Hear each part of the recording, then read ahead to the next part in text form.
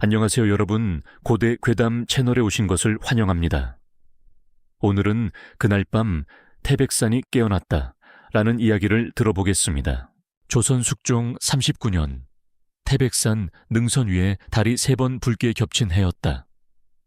기록에는 단지 이상 기후가 잦고 상한의 백성들이 병들었다 라고만 남아있지만 그 해를 살아낸 이들에게 그것은 분명 대흉년이자 대재앙의 서막이었다.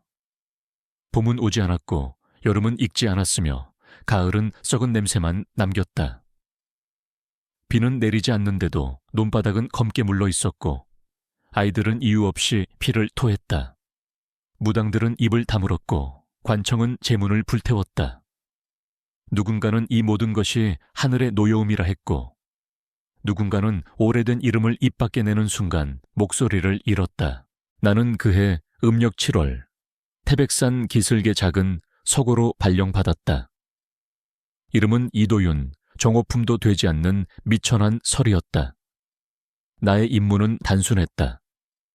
산중에 흩어진 옛 제천 기록과 무속 문서를 정리하여 한 성으로 보내는 일. 그러나 그 서고는 이미 30년 전부터 사람이 죽어나간 곳이었다. 전임설이 셋은 모두 이유 없이 병들어 내려갔고 마지막 한 명은 산을 내려오다 발을 헛디뎌 계곡에서 발견돼 태백산은 고요했다. 너무 고요해서 바람이 불어도 나무가 흔들리지 않았다.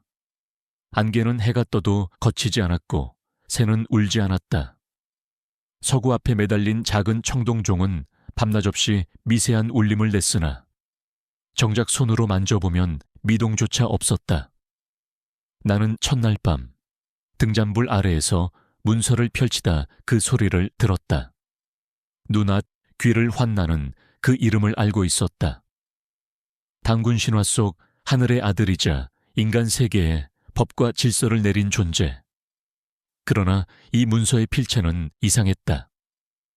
경에도 찬미도 아닌 두으, 그 이 서 나는 숨. 노파는 환웅의 이름을 입에 올리지 않았다. 대신 태백산 정상에 있던 옛 이하 대신 그날 밤 서고의 안개는 실내로 스며들었다. 문을 닫아도 창을 막아도 안개는 바닥을 기어다녔다.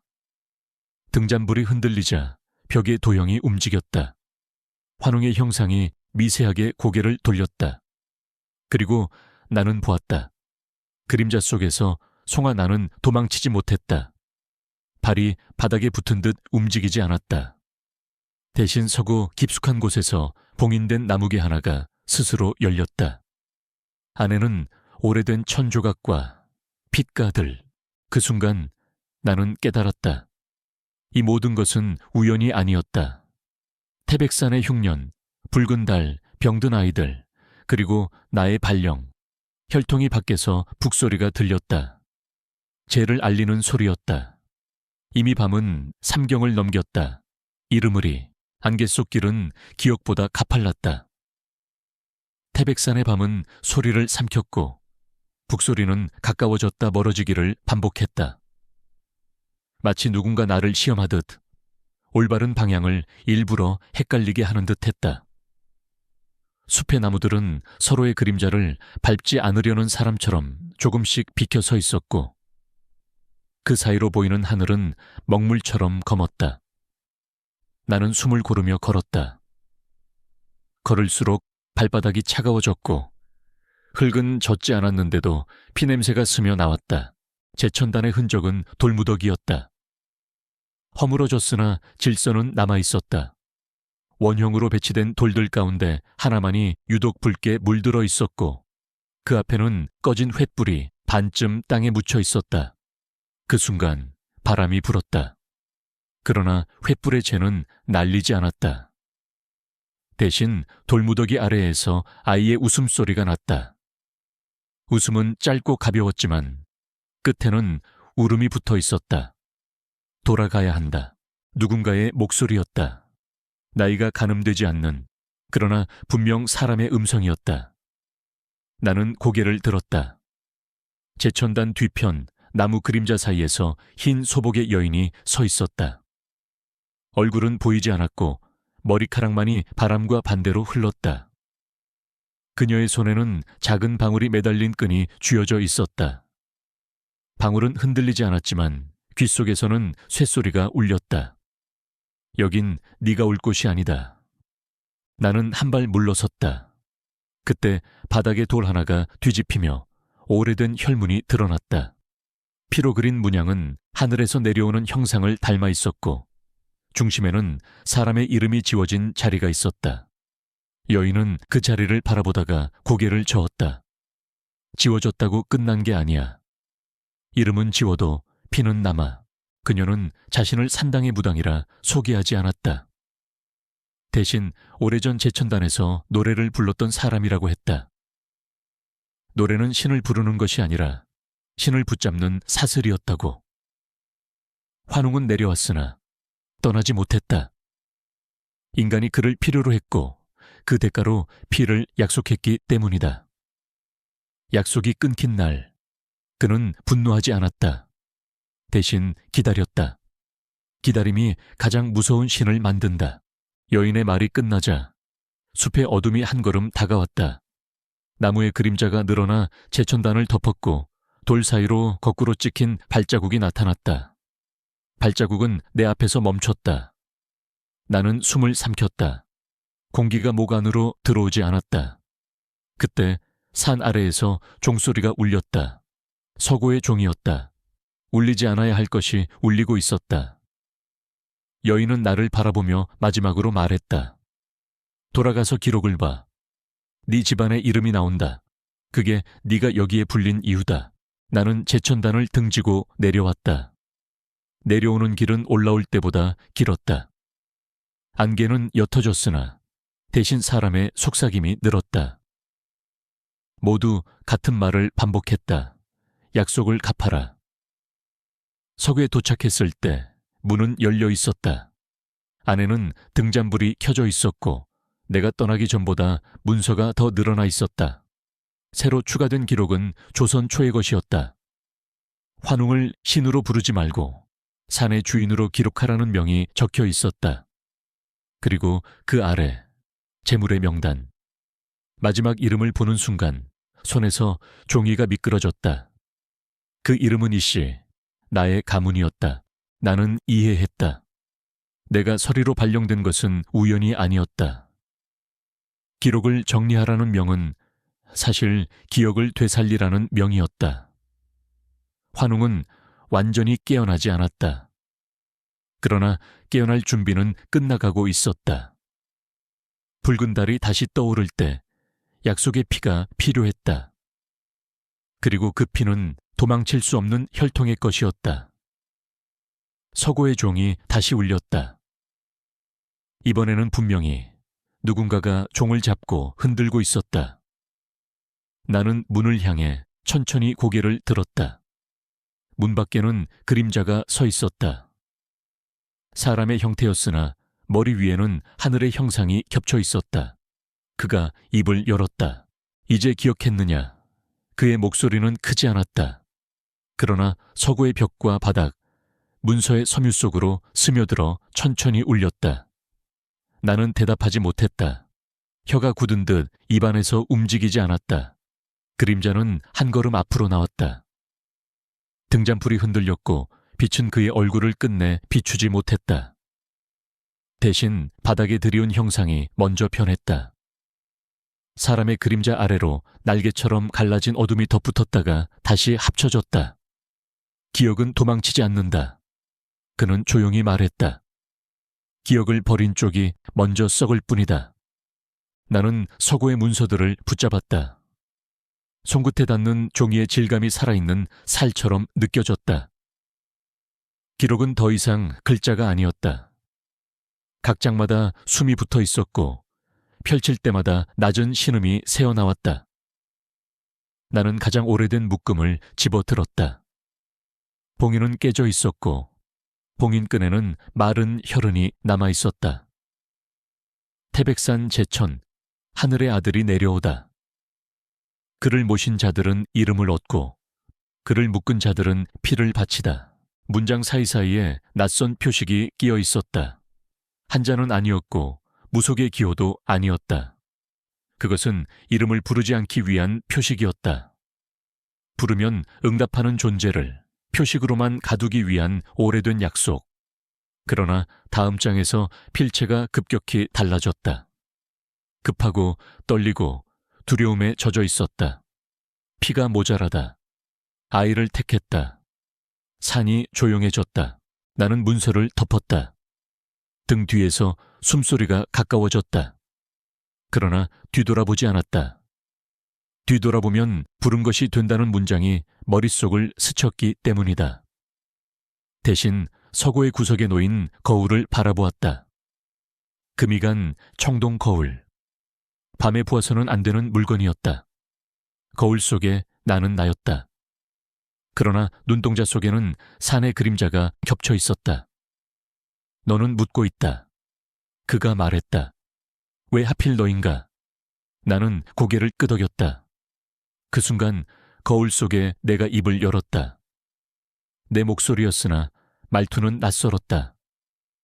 혈통은 선택이 아니다. 다만 순서일 뿐이다. 거울이 갈라지며 소리를 냈다. 파편이 바닥으로 떨어졌으나 깨지는 소리는 들리지 않았다. 대신 아이의 울음이 났다. 울음은 서고의 천장에서 시작되어 문서들 사이로 흘러내렸다. 나는 귀를 막았지만 소리는 멈추지 않았다. 소리는 이름을 부르지 않고도 부르는 법을 알고 있었다. 그때 문 밖에서 발소리가 들렸다. 사람의 발소리였다. 서고의 문이 열리자 낮에 만났던 노파가 서 있었다. 그녀의 눈은 여전히 보이지 않았으나 오늘은 내 얼굴을 보지 않았다. 대신 그의 그림자를 향해 몸을 돌렸다. 아직은 때가 아니다. 노파가 말했다. 삼경은 지났으나 달이 덜 붉었다. 그림자는 노파를 바라보지 않았다. 마치 이미 알고 있다는 듯 혹은 관심이 없다는 듯 고요했다. 노파는 내 손에 작은 주머니를 쥐어주었다. 안에는 소금도 부적도 아닌 검게 마른 흙이 들어있었다. 제 천단의 중심에서 퍼낸 것이다. 그녀가 속삭였다. 문을 닫을 수는 없지만 늦출 수는 있다. 나는 주머니를 움켜쥐었다. 그 순간 서고의 종소리가 멎었다. 너무 갑작스러워 귀가 멍해졌다. 침묵이 내려앉자 오히려 더 많은 것이 들렸다. 나무가 자라는 소리, 종이가 삭는 소리, 산이 숨을 들이마시는 소리. 그림자가 물러났다. 정확히는 사라진 것이 아니라 기록 속으로 스며들었다. 문서의 글자가 잠시 번졌다가 다시 또렷해졌다. 마지막 장에 새 문장이 추가되어 있었다. 기억을 되살린 자, 문 앞에 서다. 노파는 돌아서며 말했다. 조사를 해야 한다. 네 가문이 언제, 어떤 약속을 했는지, 그리고 그 약속이 누구의 피로 연장되었는지. 문이 닫히자 서고는 다시 고요해졌다. 그러나 이번의 고요는 이전과 달랐다. 시간이 아주 조금 다시 흐르기 시작한 느낌이었다.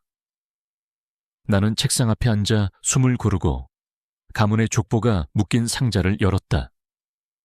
맨 위에는 낡은 표지가 있었다. 그 안쪽 첫 장에 적힌 문장을 읽는 순간 손이 떨렸다. 환웅을 맞이한 날, 장자는 산에 남고 차자는 세상으로 내려가다. 장자의 이름은 지워져 있었다. 차자의 이름만이 남아 있었다. 이도윤, 족보의 글자는 더 이상 잉크가 아니었다. 눈으로 읽는 순간 그것들은 내 머릿속에서 소리로 변했다. 장자의 이름이 지워진 자리에서 바람이 불었고 차자의 이름 아래에서는 미세한 맥박이 느껴졌다. 내가 살아온 시간이 그 문장에 붙들린 듯했다. 손을 떼려 해도 떼어지지 않았다. 종이는 따뜻했고 천은 점점 내 손바닥으로 옮겨왔다. 나는 장자의 기록을 찾았다. 지워졌다고 끝나지 않는다는 말을 떠올리며 지워진 흔적을 더듬었다. 먹이 번진 자국, 칼로 긁어낸 선, 다시 덧칠한 흔적. 그 아래 아주 희미하게 남은 한 줄이 있었다. 산에 남아 하늘의 숨을 대신 품다. 그 문장을 읽는 순간 서고의 공기가 무거워졌다. 숨을 들이마시자 가슴이 조여왔다. 마치 누군가의 호흡이 내 폐에 겹쳐진 것처럼. 나는 알았다. 장자는 죽은 것이 아니었다.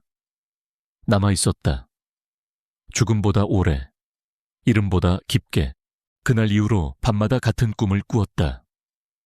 제천단의 돌 위에 아이가 서 있었다. 얼굴은 보이지 않았고 발목에는 끊어진 방울끈이 매달려 있었다. 아이는 노래를 불렀다. 말이 아닌 숨으로 부르는 노래였다. 노래가 끝날 때마다 산이 낮게 울렸고 하늘에서는 아무것도 내려오지 않았다.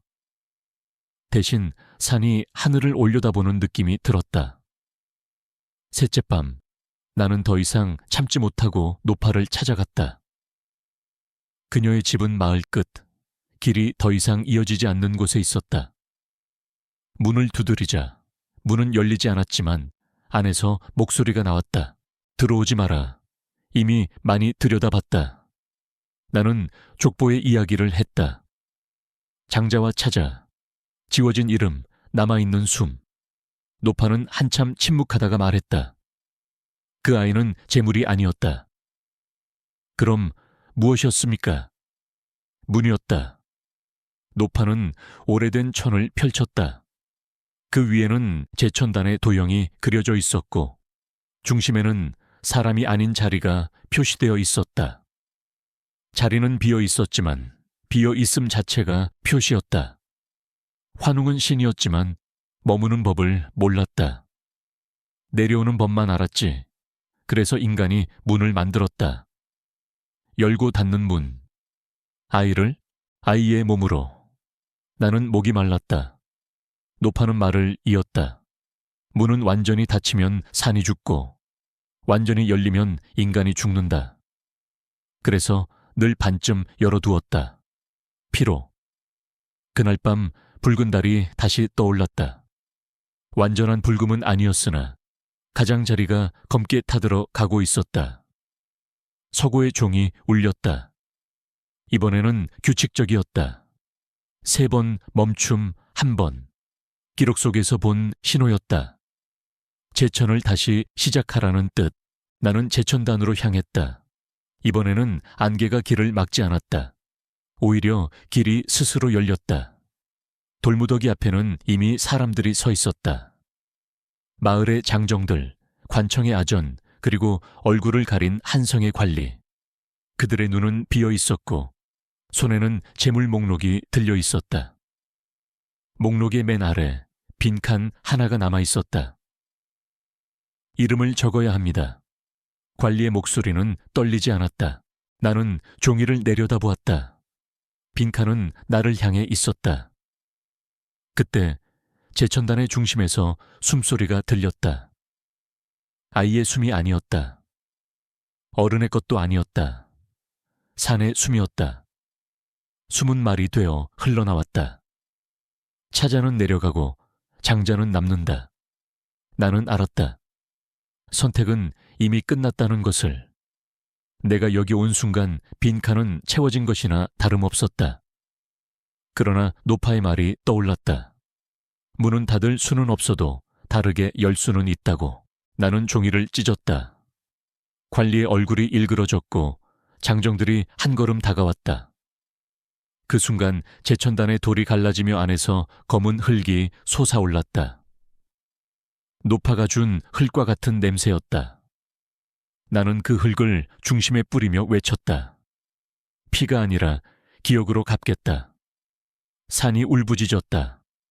울부짖음은 소리가 아니라 몸의 안쪽에서 진동했다. 붉은 달의 가장자리가 사라졌고 하늘은 잠시 텅 비었다. 그리고 그 자리에서 완전히 드러나지 않은 형상이 모습을 비췄다. 얼굴은 여전히 없었고 목소리만이 또렷했다. 기억은 가장 무거운 재물이다. 나는 무릎을 꿇었다. 머릿속에서 내 삶의 장면들이 하나씩 빠져나갔다.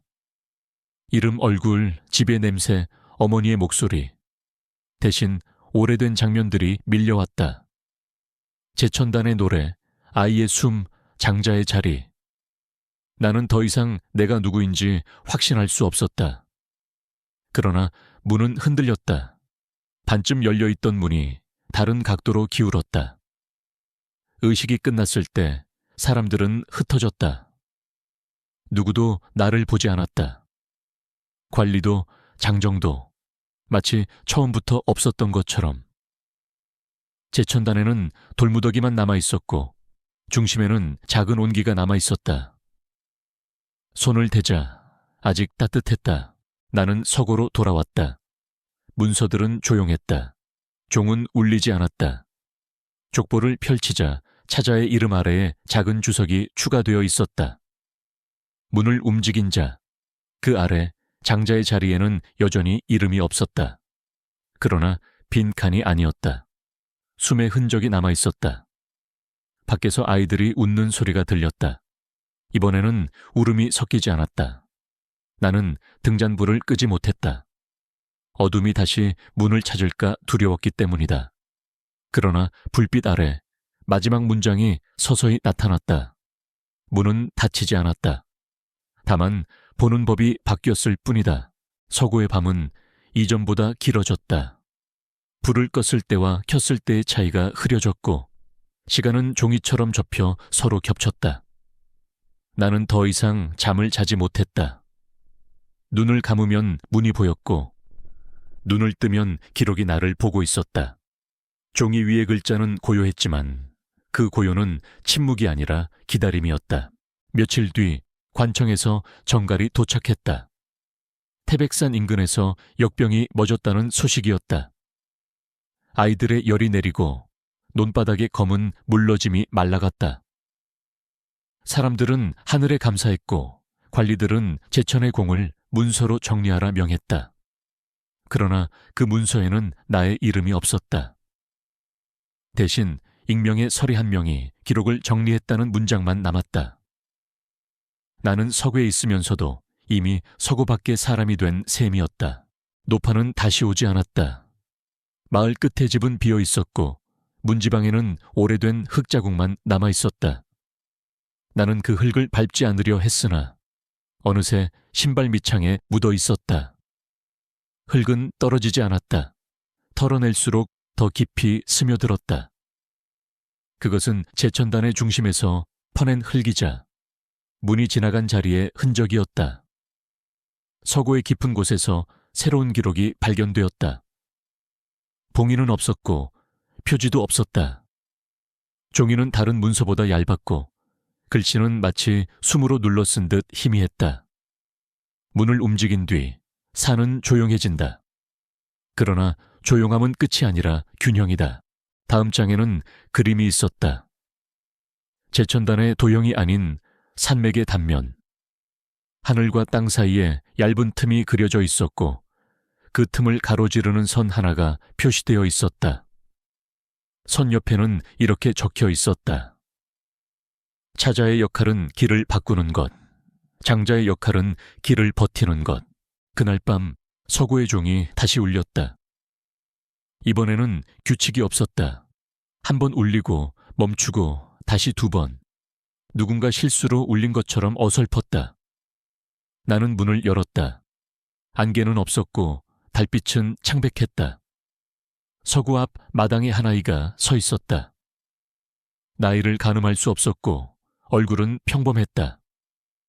그러나 발목에는 끊어진 방울끈의 흔적이 남아 있었다. 여기 있으면 안 된다. 내가 말했다. 아이는 고개를 저었다. 그리고 묻지 말아야 할 질문을 했다. 문은 어디에 있어요? 나는 대답하지 않았다. 아이는 웃었다. 이번에도 울음은 섞이지 않았다. 아이의 시선이 내 뒤로 향했다. 내가 돌아보자 서고의 문서들이 아주 천천히 페이지를 넘기고 있었다. 바람이 없었는데도. 넘겨진 마지막 장에 새로운 문장이 떠올랐다. 문은 장수가 아니라 사람이다. 아이의 그림자가 바닥에 길게 늘어졌다. 그 그림자는 아이의 키보다 훨씬 길었고 끝은 제천단 방향을 가리켰다. 나는 아이에게 다가가 손을 내밀었다. 손끝이 닿는 순간 아이의 천이 산의 온기와 같다는 것을 느꼈다. 돌려보내야 한다. 내가 말했다. 누구에게 하는 말인지 알 수 없었다. 아이의 입이 열렸다. 그러나 목소리는 아이의 것이 아니었다. 낮고 오래된 발음이었다. 균형은 항상 누군가의 자리를 필요로 한다. 그 말이 끝나자 아이의 그림자가 둘로 갈라졌다. 하나는 아이의 발 아래로 돌아갔고 다른 하나는 서고의 기록 속으로 스며들었다. 아이는 그대로였으나 눈동자 속에서 문이 닫히는 소리가 났다. 소리는 들리지 않았지만 나는 분명히 느꼈다. 아이를 산 아래까지 데려다 주었을 때 마을은 평온했다. 사람들은 아이를 알아보지 못했고 아이 역시 누구도 알아보지 않았다. 아이는 마지막으로 나를 올려다보며 말했다. 이름을 주지 마세요. 나는 고개를 끄덕였다. 아이는 군중 속으로 사라졌다. 그 순간 내 가슴 한쪽이 비어있는 느낌이 들었다. 무언가가 떠났다는 확신과 함께 다시는 돌아오지 않을 것이라는 예감이 들었다. 서고로 돌아오니 족보의 주석이 하나 더 늘어 있었다. 문을 움직인 자는 문이 지나간 자리를 지킨다. 내 이름은 여전히 없었다.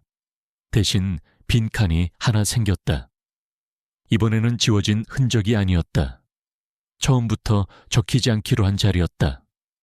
나는 그 자리를 덮고 문서를 정리했다. 불을 끄지 않았다. 끄지 않아도 어둠은 오지 않았다. 대신 아주 얇은 새벽이 서고 안에 머물렀다. 밖에서 아이들이 다시 웃었다. 웃음은 멀어졌고 산은 조용했다. 그러나 나는 알았다. 균형은 유지되었을 뿐 끝난 것이 아니라는 것을. 문은 닫히지 않았고 다만 지나는 방식이 달라졌을 뿐이었다. 새벽은 오래 머물지 않았다. 빛이 들자 서고의 공기는 다시 종이 냄새로 돌아왔고 산의 숨은 멀어졌다. 그러나 사라진 것은 아니었다. 잠시 눈을 돌린 것에 불과했다. 나는 기록을 정리하는 손을 멈추지 않았다. 멈추는 순간 다시 불릴 것이라는 확신이 있었기 때문이다. 며칠 뒤 한성에서 밀명이 도착했다. 봉인은 정교했으나 봉인의 문양이 낯설었다. 왕실의 것이 아니었다. 오래된 제천단 도형을 단순화한 문양. 편지에는 짧은 문장만 적혀 있었다. 산의 기록을 모두 이송하라. 빠짐없이. 나는 그 문장을 여러 번 읽었다. 빠짐없이라는 말은 곧 지워진 것까지 포함하라는 뜻이었다. 그날부터 서고 주변에는 낯선 기척이 늘었다. 밤이면 발자국 소리가 들렸고 낮에는 아무도 보지 못한 사람이 다녀갔다는 이야기가 돌았다. 아이들은 다시 안 보이는 것을 보며 웃기 시작했다. 이번에는 공포가 아닌 익숙함의 웃음이었다. 이송을 준비하던 중 나는 마지막으로 제천단을 찾았다. 단은 이전보다 더 허물어져 있었지만 중심의 돌은 건드려지지 않았다. 그 돌 위에는 얇은 균열이 생겨 있었고 균열 사이로 미지근한 온기가 새어나왔다. 나는 손을 대지 않았다. 대신 기록을 펼쳤다. 그 자리에서 읽어야만 하는 문장이 있었다. 문은 움직였으나 빚은 남았다. 남은 빚은 이름이 아닌 역할로 갚는다. 그때 뒤에서 인기척이 났다. 고개를 돌리자 한성에서 온 관리가 서 있었다. 얼굴은 단정했으나 눈동자는 지나치게 깊었다. 그는 나를 보며 미소를 지었다. 설이 수고가 많습니다. 그의 말투는 공손했지만 발음에는 오래된 억양이 섞여 있었다. 그는 내 손의 문서를 보더니 고개를 끄덕였다. 이 정도면 충분합니다. 이제 문을 닫을 수 있겠군요. 나는 조용히 물었다. 어떤 문을 말하십니까? 그는 대답하지 않았다. 대신 제천단의 중심을 바라보았다. 그 시선이 닿자 균열이 조금 더 벌어졌다. 공기가 흔들렸고 산이 낮게 울렸다. 관리의 그림자가 바닥에서 나와 다른 방향으로 늘어졌다. 닿는다는 말은 그가 말했다. 항상 누군가를 남긴다는 뜻이지요. 나는 물러서지 않았다. 이미 알고 있었기 때문이다. 그들이 원하는 것은 기록이 아니라 다음 장자였다. 이름을 지우고 자리를 남길 사람. 나는 서고에서 보았던 빈 칸을 떠올렸다. 처음부터 적히지 않기로 한 자리. 그것이 바로 이 순간을 위한 것이었다. 이미 남아 있습니다. 내가 말했다. 관리의 미소가 멎었다.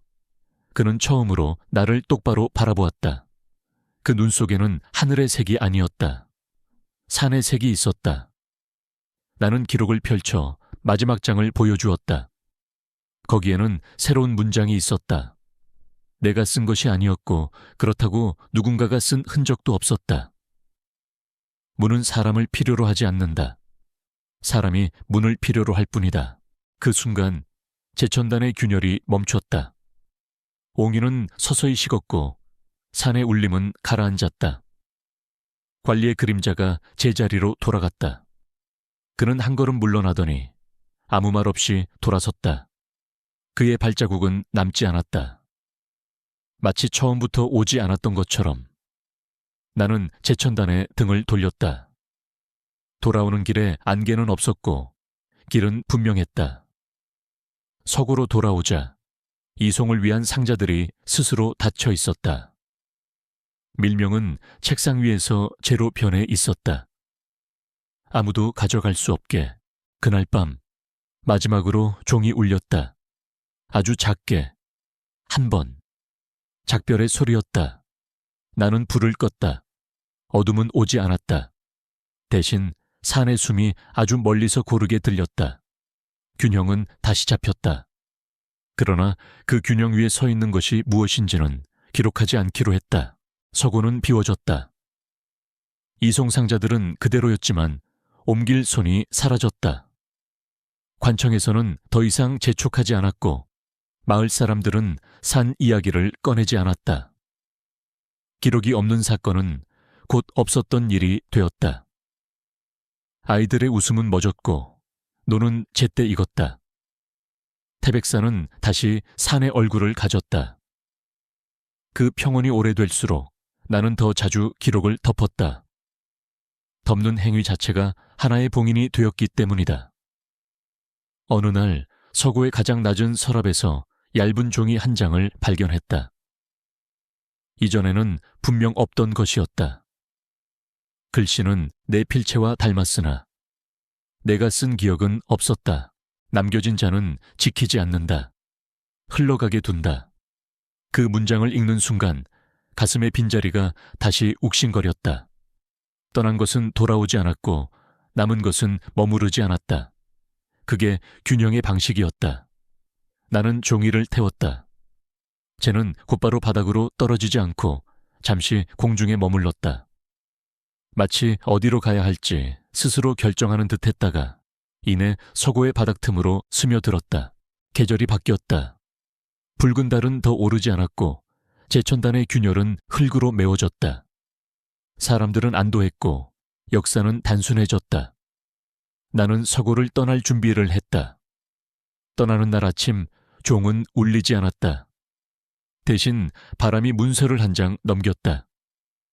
마지막 장에는 짧은 주석이 남아 있었다. 기록은 닫혔다.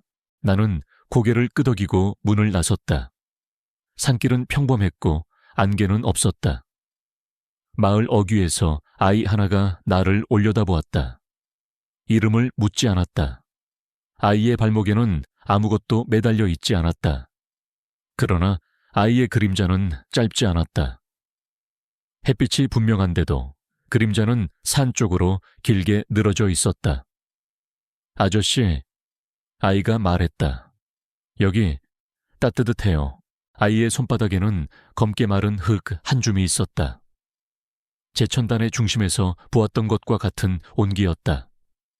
나는 아무 말도 하지 않았다. 아이는 흙을 길가의 틈에 내려놓고 뛰어갔다. 흙은 곧 사라졌다.